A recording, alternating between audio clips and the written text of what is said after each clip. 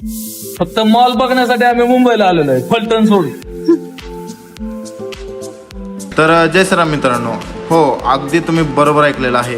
आम्ही फक्त आणि फक्त मुंबईचे ते भव्य आणि एक्सपेन्सिव्ह मॉल पाहण्यासाठी आपल्या फलटणवरनं तब्बल 250 ते 300 किलोमीटर अंतरावर असलेल्या मुंबईला निघालेलो आहे. तर झालं असं की आम्ही करत होतो चर्चा, जायचं कुठं. तर एकदम अचानकच एकाने काढलं की मुंबईचा मॉल पाहून येऊया. तर काय निघालो मग मॉल पाहण्यासाठी मुंबईला. तर मुंबईला जाताना ही श्री स्वामीनारायणाचं मंदिर दिसले, तर थांबलो तिथे दर्शनासाठी.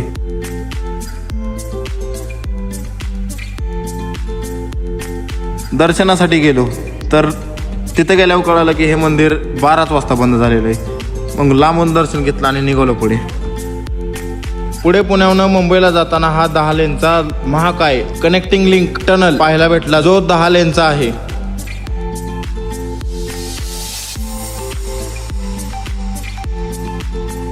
जसे या मोठ्या टनल मधनं आम्ही बाहेर निघालो तर या कडक उन्हाळ्यात आमचा टायरच पूर्ण फुटला. गाडीमध्ये एक्स्ट्रा टायर असल्यामुळे बरं झालं, पटापट टायर चेंज केला आणि निघालो पुढे मुंबईला.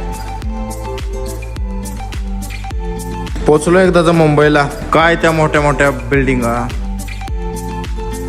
प्रवास आणि ट्रॅफिकमुळं खूप भुका लागलेल्या, म्हणून निघालो आपण मस्तपैकी अशा हॉटेलला जेवायला.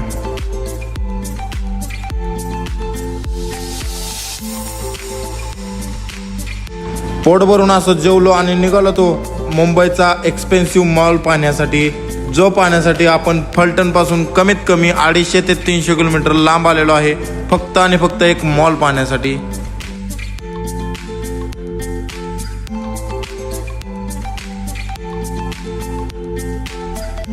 फक्त मॉल बघण्यासाठी आम्ही मुंबईला आलेलो आहे, फलटण सोडून. चला तर मग मित्रांनो, पाहूया आपण मुंबईचा हा भव्य आलिशान मॉल.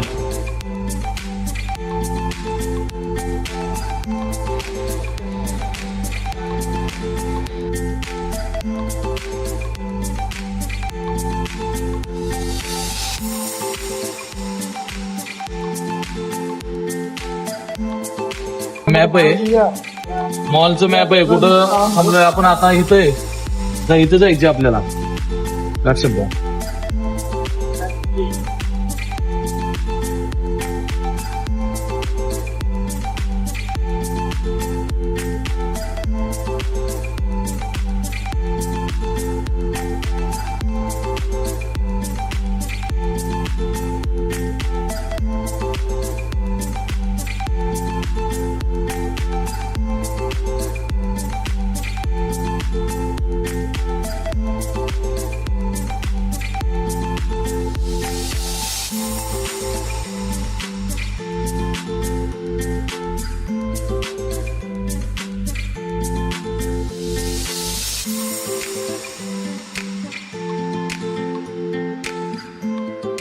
थोडी जॅकेटची खरेदी करावी म्हणली, पण मनाला पटलं असं काय जॅकेट गावना झालंय. काय तो मुंबईचा आलिशान मॉल दिसतोय.